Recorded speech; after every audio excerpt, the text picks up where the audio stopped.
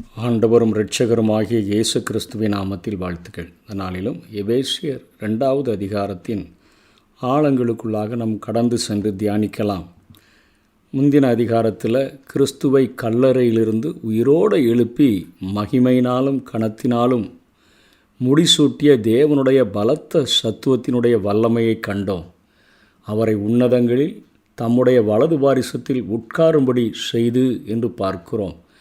மரித்த இயேசுவை உயிரோடு கூட எழுப்பி அவரை உன்னதங்களில் அவரோடு கூட உட்கார வைத்த அதே தேவனுடைய வல்லமை எப்படி செயல்பட்டதோ அதே போல நம்முடைய வாழ்க்கையிலும் பாழ்நிலையில், ஒழுங்கற்ற நிலையில், சீர்குலைந்த நிலையில், ஒரு ஆவிக்குரிய மரணத்தை சந்தித்திருந்த நம்முடைய வாழ்க்கையிலும் அந்த தேவனுடைய வல்லமை வெளிப்பட்டு அது பலத்த சத்துவத்தின்படி வெளிப்பட்டு நம்மையும் அது உயிர்ப்பித்து நம்மையும் அது எழுப்பி உன்னதங்களில் கிறிஸ்துவோடு கூட உட்கார வைத்தது என்கிற காரியத்தைத்தான் 2வது அதிகாரத்திலே பவுல் அப்போஸ்தலன் குறிப்பிடுகிறார்.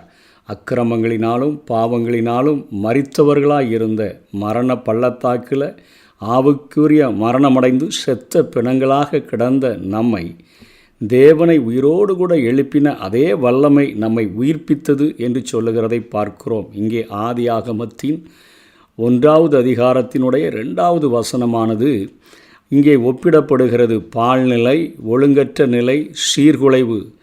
அதாவது தேவ ஆவியானவர் அங்கே பூமியானது ஒழுங்கின்மையும் வெறுமையுமாய் இருந்ததை கண்டதை நாம் பார்க்கிறோம். அதே போலத்தான் மனிதர்களும் அக்கிரமங்களினாலும் பாவங்களினாலும் மரித்து ஒரு பாழடைந்த ஒரு நிலைமையில், ஒரு ஒழுங்கற்ற ஒரு நிலைமையில், ஒரு சீர்குலைந்த நிலைமையில் வாழ்கிற மனிதர்களை அங்கே எப்படி ஒரு புதிய ஜீவன் படைக்கப்படுகிறதை 3வது வசனத்திலிருந்து 31வது வசனம் வரையிலும் பார்க்கிறோமோ அதே போல் இந்த எபேசியர் 2வது அதிகாரத்தில் 5வது வசனத்திலிருந்து 22வது வசனம் வரையிலும் நாம் காண முடியும். அக்கிரமங்களில் மரித்தவர்களாயிருந்த நம்மை கிறிஸ்துவுடனே கூட உயிர்ப்பித்தார், கிருபையினாலே ரட்சிக்கப்பட்டீர்கள். அதாவது மரண பள்ளத்தாக்கில் செத்த பிணங்களாக கிடந்த நம்மை அந்த சூழ்நிலையிலிருந்து அவர் எழுப்பினார். அவர் கிறிஸ்துவோடு கூட உன்னதங்களில் உட்கார வைத்தார்.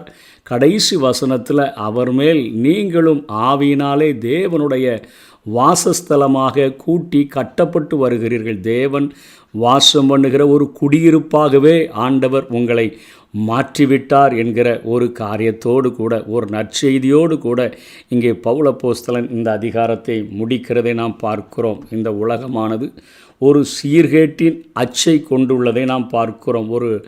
ஒரு டை மேக்கிங் என்று சொல்லுகிறோமே, ஒரு பேட்டர்ன் என்று சொல்லுகிறோமே, அப்படிப்பட்ட ஒரு பேட்டர்னை கொண்டுள்ள ஒரு உலகமானது அது என்ன செய்கிறது?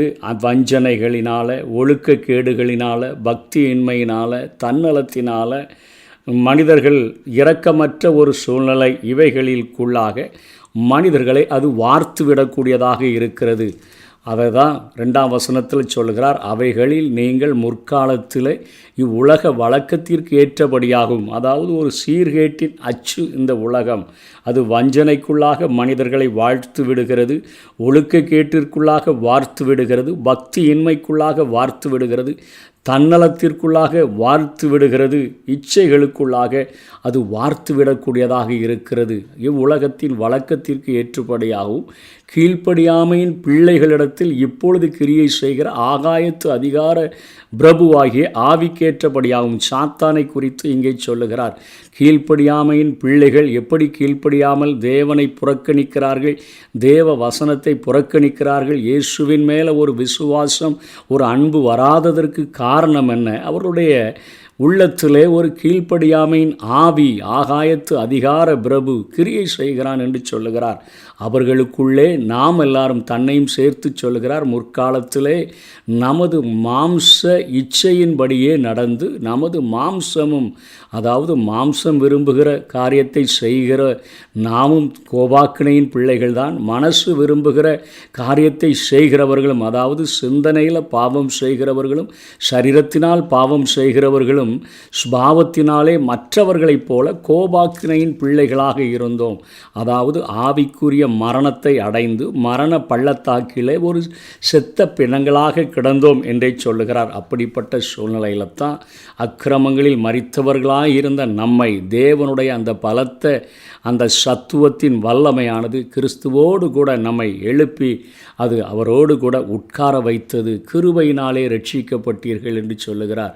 அதைத்தான் கிறிஸ்து இயேசுவுக்குள் அவர் நம்மிடத்தில் வைத்த தயவினாலே தம்முடைய கிருபையின் மகா மேன்மையான ஐஸ்வர்யம், அதாவது 6000 ஆண்டுகளாக ஒரு கிருபையின் சுரங்கத்தை கொண்டுள்ள என் ஆண்டவர், கிருபையின் ஐஸ்வர்யம், அந்த சுரங்கத்திலிருந்து தேவன் நமக்கு தருகிற கிருபை அது குறையவே இல்லை என்று சொல்லுகிறார். வருங்காலங்களில் விளங்கச் செய்வதற்காக கிறிஸ்து இயேசுவுக்குள் நம்மை அவரோடு கூட எழுப்பி உன்னதங்களிலே அவரோடு கூட உட்காரவும் செய்தார். எப்படி முந்தின அதிகாரத்தில் இயேசுவை மரித்தோரிலிருந்து எழுப்பி அவரை உன்னதங்களில் அவரோடு கூட உட்கார வைத்தாரோ, அதே தகுநிலைக்கு, அதே அந்த 100% கிறிஸ்துவுக்குள்ள தேவன் நம்மை பார்க்கும் பொழுது கிறிஸ்து எங்கே உட்கார வைக்கப்பட்டிருக்கிறாரோ அதே இடத்துல தான் நாம் உட்கார வைக்கப்பட்டிருக்கிறோம். ஆனால் நம்முடைய நடைமுறை வாழ்க்கையில் இன்னும் நம்ம உட்காரலையே. அப்போது அதற்கென்று நம்ம ஒவ்வொரு நாளும் பிரயாசப்பட்டு பரிசுத்தத்திற்காக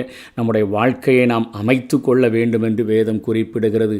7ஆம் வசனம், 8ஆம் வசனம், 9ஆம் வசனம், இவைகள் 10ஆம் வசனத்தில் ஒரு ரட்சிப்பினுடைய எளிதான ஒரு செய்தியை, அருமையான ஒரு செய்தியை பவுல் சொல்லுகிறார். கிறிஸ்து இயேசுவுக்குள் எழுப்பி உட்கார செய்தாரே, எப்படி செய்தார்? கிருபையினாலே.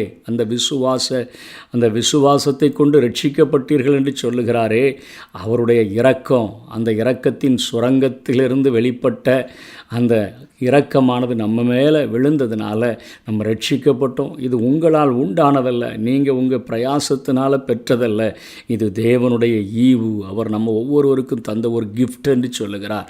ஒருவரும் பெருமை பாராட்டாதபடிக்கு என் கிரியைகளினால தான் நான் ரட்சிக்கப்பட்டேன் ஒருவரும் சொல்லாதபடிக்கு இது கிரியைகளினால் உண்டானதல்ல. ஏனெனில் நற்கிரியைகளை செய்கிறதற்கு நாம் கிறிஸ்து இயேசுவுக்குள் சிருஷ்டிக்கப்பட்டு தேவனுடைய செய்கைகளாயிருக்கிறோம். அவைகளில் நாம் நடக்கும்படி அவர் முன்னதாக அவைகளை ஆயத்தம் பண்ணி இருக்கிறார். அது சரியான, அதாவது சீர்கேட்டின் அச்சிலிருந்து இந்த உலகம் நம்மை ஒரு விதமாக வார்த்து விடுகிறதே, அந்த சூழ்நிலையிலிருந்து நம்மை அவர் விடுவித்து நற்கிரியைகளை செய்கிறதற்கு நாம் கிறிஸ்து இயேசுவுக்குள் சிருஷ்டிக்கப்படுகிறோம்.